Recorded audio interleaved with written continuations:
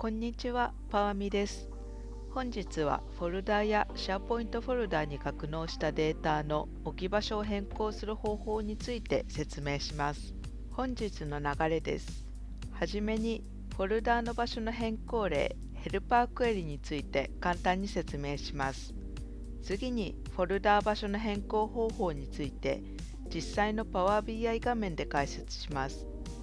一旦レポートを作成した後、データを格納する共有フォルダや Teams のフォルダの場所が変わることがあるかと思います。共有フォルダから SharePoint フォルダに変える場合などは、詳細エディターのコードを変更する必要があります。この時、データ変換しているクエリだけでなく、ヘルパークエリも変更する必要があります。Power BI 画面で一連の変更操作を説明するため、ぜひ最後まで見てください。このチャンネルでは Power BI、Power Apps、Power Automate と Power プラットフォームの使い方を紹介していきます。もしよかったらチャンネル登録もお願いします。はじめにフォルダの場所の変更例ごとの変更方法を説明します。Excel や CSV 等のデータをフォルダに格納して Power BI デスクトップで読み込むことがあると思いますが、この時のデータの置き場所としてはSharePoint フォルダがおすすめです。なぜなら SharePoint フォルダにデータを格納しておけば自動でデータの更新ができるためです。例えば毎月、毎日同じフォーマットの帳票データ等を取得してレポートを更新したい場合、出力した帳票データ等を SharePoint フォルダに格納しておけば自動で Power BI レポートを更新することができます。SharePoint フォルダからのデータ取得と自動更新の設定方法については以前の動画も参考にしてください。ちなみに Teams のチームのフォルダも SharePoint フォルダになるため、チームで共有するデータの置き場所としても最適です。データソースの変更例としては、ローカルフォルダや共有フォルダ等から同様のフォルダに変更するパターン、SharePoint フォルダから別の SharePoint フォルダに変更するパターン、共有フォルダ等から SharePoint フォルダに変更するパターンがあると思います。フォルダ同士、SharePoint フォルダ同士の変更はソースを変更すれば良いですが、フォルダから SharePoint フォルダ等に変更する場合は、詳細エディターでコードを変更する必要があります。また、フォルダをデータソースにしている場合、基本的に複数の Excel や CSV ファイルを格納し、ファイルの結合をしていることが多いと思います。ファイルの結合をしたとき、自動的にヘルパークエリというクエリが作成されており、データソースを変更した際、このヘルパークエリの変更も必要になります。ちなみにヘルパークエリを作成せずにファイルを結合する方法もありますが、今回は説明から省きます。基本的にはデータソースの置き場所を変えるのは面倒です。データソースへのアクセスが必要になるのは、Power BI で読み込む Excel 等のデータを格納する場合や、Power BI デスクトップでレポート作成等の作業をする場合です。データソースにアクセスできない人でも、Power BI サービスに発行したレポートは共有することで閲覧できるようになります。例えば、ある部署の売上データを部署の Teams のフォルダに格納すれば、部署のメンバーだけがデータソースへアクセスできます。作成したレポートを Power BI サービスに発行し、全社員に共有すれば、レポートは全社員が閲覧できるようになります。誰がデータソースにアクセスできる必要があるのか、レポートの閲覧だけで良いのか、メンバーのアクセス権のレベルを考えてデータの置き場所を決めると良いでしょう。それでは実際に Power BI でデータソースのフォルダ場所を変更する方法をデモします。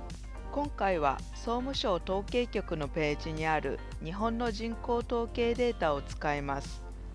2014年から2019年の日本の年齢別、男女別人口のデータを1年ごとに5ファイル格納しました。上位12行のデータは不要なデータになるため、後で削除します。これら5ファイルを最初 Power BI チュートリアルチームのファイルに格納していましたが、Power BI サンプルチームのファイルに移動することにします。最初に格納していた Power BI チュートリアルチームのフォルダーからデータを読み込んだものがこれです。Power BI デスクトップのデータの変換から Power Query エディターを開きます。適用したステップのソースのギアアイコンをクリックして SharePoint フォルダーの URL を変更します。Teams の場合、SharePoint フォルダーの URL はファイルタブの SharePoint で開くをクリックして開けます。ホームをクリックした時の URL をコピーします。サイト URL をコピーした URL に変更して OK をクリックします。このソースを変更しただけではまだデータが読み込まれていません。SharePoint フォルダに格納したすべてのファイルから2つ目のステップでフィルターをかけているためです。このフィルターされた行を修正するため一旦削除をします。フォルダーパスから対象のフォルダをフィルターし直します。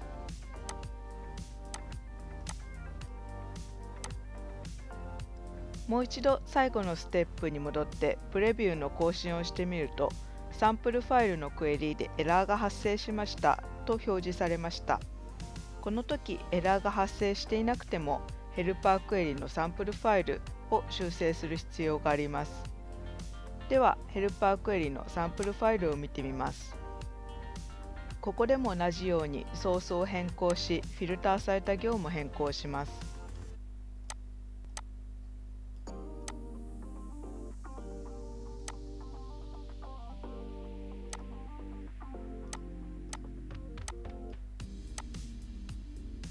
その後、日本の人口のデータに戻り、再度プレビューを更新すると適切にデータが読み込まれていることがわかります。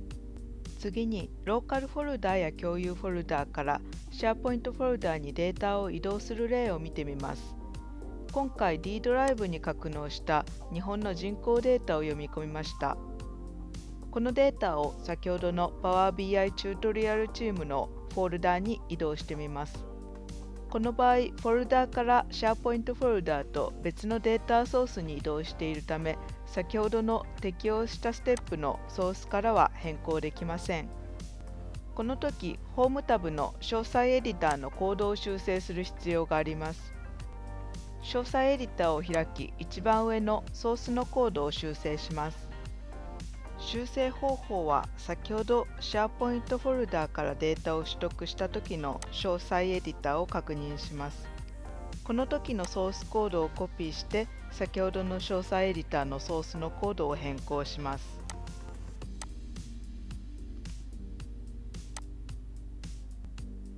その後は先ほどと同じようにフォルダーパスのフィルターも修正します。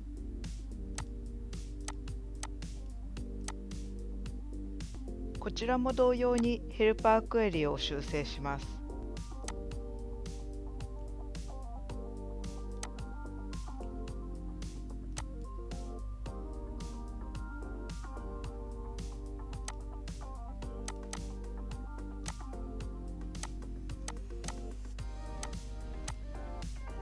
ヘルパークエリが修正できたらデータソースの変更が完了しました。ところでこのヘルパークエリはファイルの結合時にヘッダー行を削除するときにも利用できます。例えばこのデータでは最初の12行が不要で13行目をヘッダーとして使います。やり方の一つはヘルパークエリを使わず直接クエリを修正する方法があります。この場合はまず上位12行を削除します。そして1行目をヘッダーとして使用します。その後も下の方を見るとまだ不要な行が残っています。2つ目のファイル以降は結合の時に上位12行やヘッダー行が削除されていないためです。このフォーマットでは例えば時間軸の列で空白行とヘッダー行が不要なのでフィルターで削除する方法が簡単です。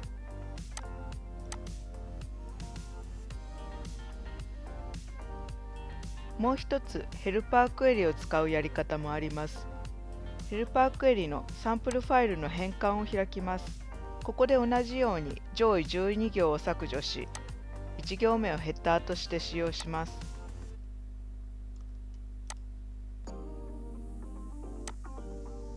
これにより、おそらくすべてのファイルにヘルパークエリで同様の操作をした後に結合されることになります。このヘルパークエリについては、Microsoft ドキュメントでもリファレンスを見つけることができず、もし間違っていたら申し訳ありません。元のクエリに戻るとエラーが出ています。ファイルの展開をしたときに自動的にデータ型が変換されていましたが、列名が異なると出ています。今回あらかじめヘルパークエリでヘッダー行の列を作っているため、列行が異なっているためです。そのため、変換された型のステップを削除します。その後はそれぞれの列を適切なデータ型に変換すれば OK です。これでデータの結合と不要なヘッダー行の削除ができました。このようにヘルパークエリを使ってデータの変換をしてから結合する方法もあります。本日はフォルダやシェアポイントフォルダに格納したデータの置き場所を変更する方法について説明しました。基本的にデータソースの場所を変えるのは面倒です。データの変換ステップが少なければ、データの取得からやり直してしまう方が楽かもしれません。データの置き場所は最初によく検討しておきましょう。本日はありがとうございました。もしよかったらチャンネル登録もお願いします。